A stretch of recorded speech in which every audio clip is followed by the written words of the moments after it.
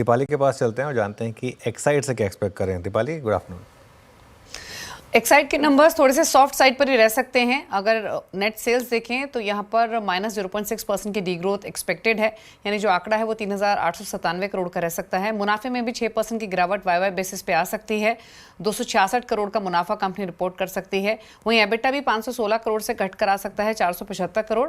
EBITDA margin में भी 90 से 100 बेसिस पॉइंट की गिरावट रह सकती है और एबिटा मार्जिन 12.9% से घटकर 11.9% आने की पॉसिबिलिटी है।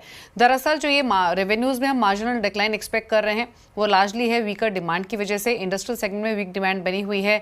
साथ ही जो ऑटो ओईएम सेगमेंट है वहाँ भी एक्सेस चैनल इन्वेंट्री होने की वजह से जो डिमांड है वो वीकर साइड पर बनी हुई है। सिर्फ एक रिप्लेसमेंट मार्केट ऐसा है जहां पर डिमांड अभी भी स्टेडी बनी हुई है, तो एक वो सेगमेंट है जो कि अच्छा परफॉर्म करेगा। बाकी सेगमेंट्स में थोड़ी सी वीकर साइड परफॉर्मेंस रह सकती है। मार्जिन में जो 90 या फिर 100 बेसिस पॉइंट का डिप आ सकता है वो आ सकता है हायर इनपुट कॉस्ट की वजह से।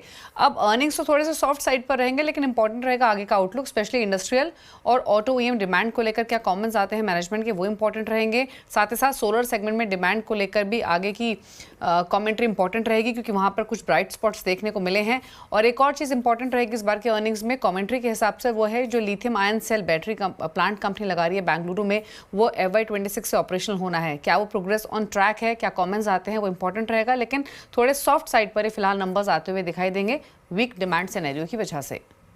वीक डिमांड सिनेरियो की वजह से नंबर सॉफ्ट रह सकते हैं, कमज़ोर रह सकते हैं और रिजल्ट से पहले देखिए एक साइड लगभग 2% करेक्ट होकर फिलहाल कारोबार कर रहा है। शुक्रिया दीपाली तमाम जानकारी के लिए। अब